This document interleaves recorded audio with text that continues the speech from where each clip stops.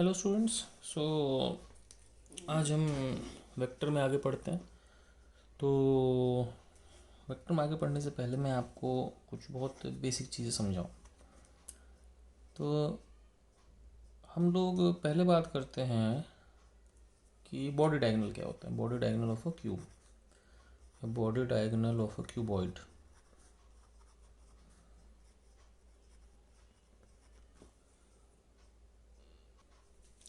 ठीक है। तो बेसिकली डायगोनल दो टाइप के होते हैं क्यूब में या क्यूबॉइड में। एक तो जो फेस पे होता है, जैसे कि मान लो कि ये एक सपोज एक क्यूबॉइड है। ठीक है।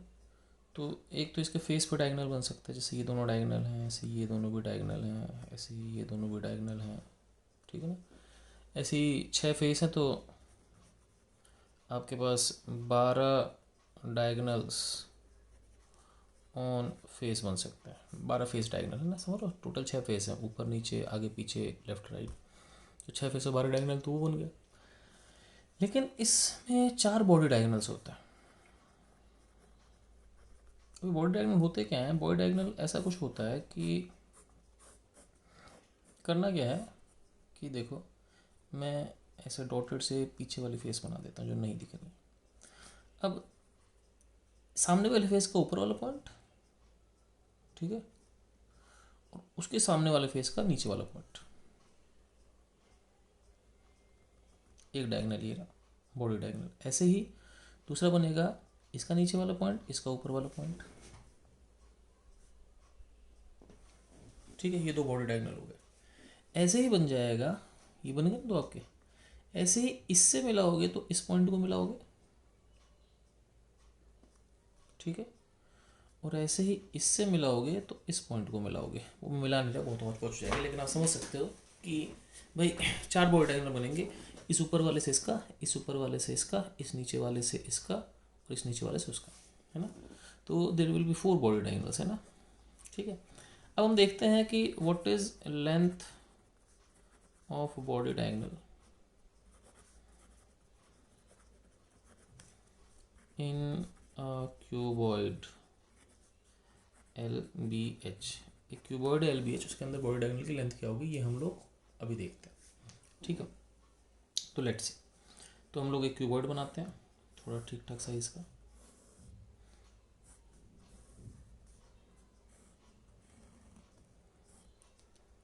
ठीक।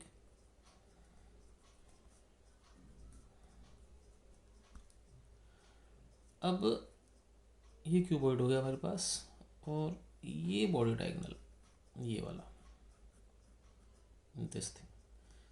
ठीक है। अब हम लोग करते क्या हैं कि एक लाइन यहाँ बना लेते हैं। ये एक फेस डायगोनल है, एक ये। ठीक है।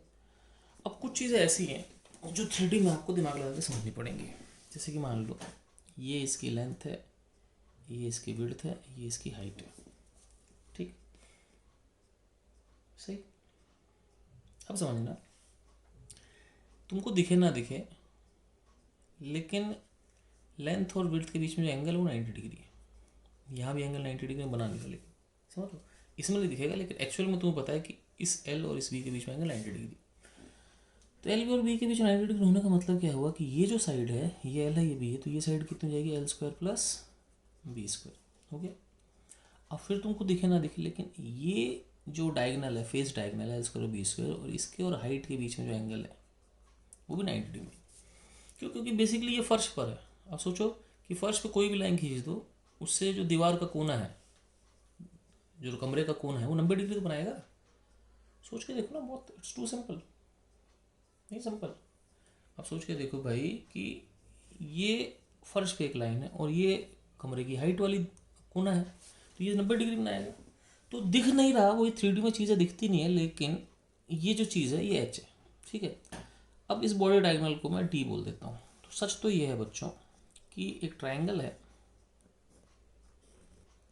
ऐसा, जिसमें ये एच है, ये कितना है, under root L square plus B square, और ये जो साइड है बॉडी डायगोनल। ठीक है ना। अब बात यह है कि बॉडी डायगोनल कितना होगा, तो सिंपल सी बात है, डी स्क्वायर क्या होगा बच्चों, H square plus L square plus B square का होल स्क्वायर, इसका स्क्वायर प्लस इसका स्क्वायर। तो डी स्क्वायर कितना हो गया बच्चों, L square plus B square plus H square, है ना। तो इसका मतलब जो बॉडी डायगोनल होता है वो L square B square H square होता है। होप यू अंडरस्टैंड दिस, ठीक है, सिंपल सी बात है। और अगर ऐसे क्यूब होगा, है ना, क्यूब होगा तो एल बी एच तीनों ए हो जाएंगे, ठीक है। तो अगर क्यूब होगा तो ये भी ए स्क्वायर, ये भी ए स्क्वायर, ये भी स्क्वायर, तो कितना हो जाएगा ए रूट थ्री, है ना, अगर क्यूब की साइड ए है, क्योंकि सब कुछ ए हो जाएगा उस केस में, ठीक है भाई। तो ये हमने पहली चीज़ समझ ली, होप यू अंडरस्टैंड इट। अब हम चलते हैं आगे।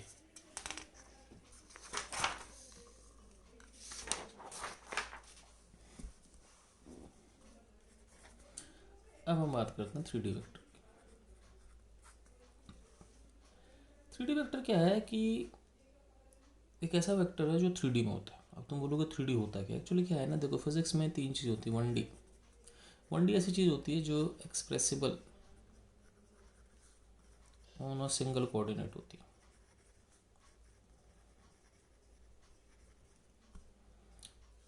ठीक है। जैसे कि मेरी बात समझना, जैसे मान लो एक आदमी केवल एक्स एक्सिस पे चल रहा है, ऐसे चल रहा है, तो वन डी, ठीक है। अब टू डी का मतलब होता है एक्सप्रेसिबल बाय टू कोऑर्डिनेट्स, ठीक है। अब है ना, तो इसको हम बोलते हैं लीनियर मोशन, मतलब एक लाइन पे। इसको हम बोलते हैं planar motion.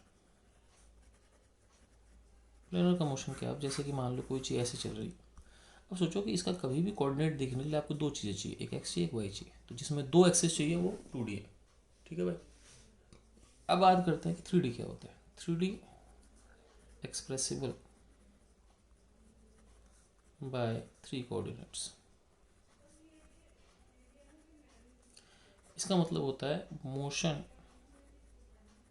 Out of plane,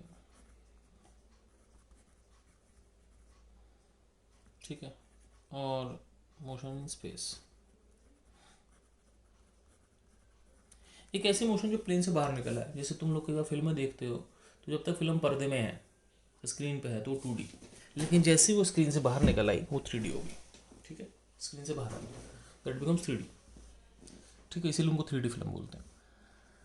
अब थ्री डी का मतलब क्या हो भाई, कि मान लो मैं एक्स है वाई है और मैं चल रहा हूँ सपोज, और मैं चल के ऊपर आ गया, समझ मेरी बात, तो मेरे पास एक हाइट आ गई। हाइट आते क्या होगा, मेरा काम एक्स वाई में नहीं चलेगा, मेरे को हाइट भी चाहिए। वो हाइट क्या है, जेड एक्सिस, ठीक है ना। तो ऐसे होके वो अब बाहर आ गया, ठीक है। अब आउट में दिखाऊं कैसे, लेकिन वो सिंपल पेपर से बाहर आ गया। पेपर से बाहर आते क्या हो गया, थ्री डी, ठीक है। तो थ्री डी में क्या होगा भाई, आपको एक्स भी चाहिए वाई भी चाहिए, दो चीज़, और जेड। जेड कहाँ होगा बच्चों, आउट ऑफ पेपर, आपको तीन चीज़ चाहिए, ठीक है। तो हम थ्री डी वेक्टर की बात करते हैं, वन डी टू डी में तो कोई दिक्कत ही नहीं है, ठीक है। अब थ्री डी वेक्टर क्या है, लेट मी एक्सप्लेन।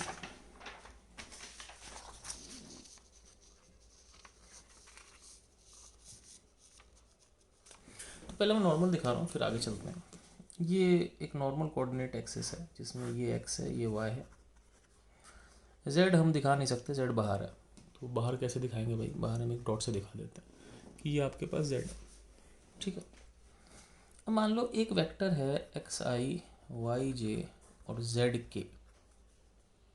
इसका मतलब क्या हुआ, एक्स का मतलब ये हुआ कि तीन वेक्टरों का समय। पहला वेक्टर कितना, एक्स आई, ठीक है ना, एक्स में आई चल लिया, आई में एक्स चल रही, मतलब एक्स डायरेक्शन में एक्स चल रही। दूसरा क्या है, वाई जे, और तीसरा है जेड के। जेड के मतलब बेसिकली क्या हुआ कि मैं जेड ऊपर आ गया। अब जेड ऊपर इस प्लेन में नहीं दिखा सकते, नहीं दिखा सकते, मजबूरी है प्लेन की। तो इसीलिए हम लोग क्या करते हैं, क्योंकि हमको पढ़ाना तो प्लेन में ही है, बोर्ड भी प्लेन में है, किताब भी प्लेन में, तो हम लोग एक थोड़ा सा काम करते हैं। वो क्या करते हैं, अब मैं ऐसे दिखा दूं भाई जेड के ऊपर है, लेकिन उसका कोई सेंस नहीं बना, मतलब दिखा नहीं कितना ऊपर है। तो एक छोटा सा लोग काम करते हैं, क्या करते हैं लोग, ये पेपर के बाहर मान लेते हैं, ये चीज़ इधर ना होकर के एक्चुअली ये चीज़ ऊपर है। अब क्या होगा, समझना इस चीज़ को।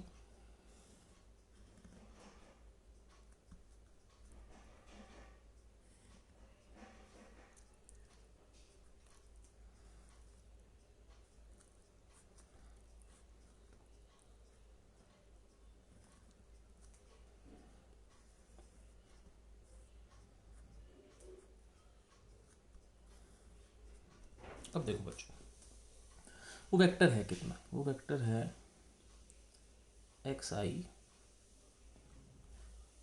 प्लस वाई जे प्लस ये है जेड के, ठीक है, एक्स आई वाई जे, और एक्चुअली बाहर लिखकर हम दिखाई दे रहे हैं। अब वो वेक्टर है कितना, वो वेक्टर बेसिकली ये वेक्टर है हमारे पास, मान लो इसको ए वेक्टर बोल देते हैं, तो वेक्टर बेसिकली ये वाला वेक्टर है, समझ लो इन तीन वेक्टर का सम एक्स आई वाई जे और जेड के, ठीक है।